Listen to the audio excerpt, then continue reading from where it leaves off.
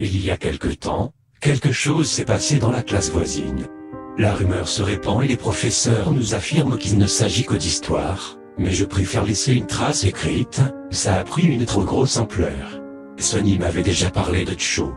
Je ne savais pas grand-chose d'elle, simplement qu'elle était arrivée cette année et qu'elle était très studieuse.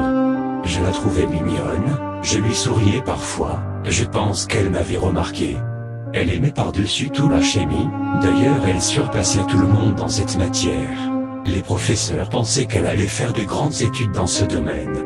Simplement, il y a un mois, un élève un peu moins doué de ses mains a mélangé de produits nocifs, et il y a eu une explosion dans le laboratoire. L'élève en question a été légèrement blessé, et le produit a explosé sur le visage de quelqu'un, Cho.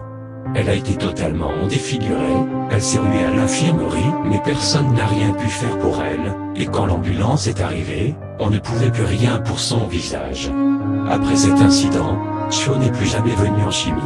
Et quand elle était à l'école, elle rasait les murs, de sorte que personne ne voit son visage. Elle n'a plus jamais été la même, seulement la jeune fille qui cachait son visage, et moi je ne lui ai plus jamais souri. La semaine dernière, Cho s'est jetée tête la première du toit de l'école. Elle voulait que son visage heurte le sol en premier. Sonny m'a dit qu'elle ne voulait plus non plus aller en chimie, comme beaucoup d'élèves de sa classe. Le professeur a été remplacé. Il avait pris un long congé après l'incident. On dit que quand on entre seul dans la salle, une jeune fille ressemblant beaucoup à Cho est face au mur du fond.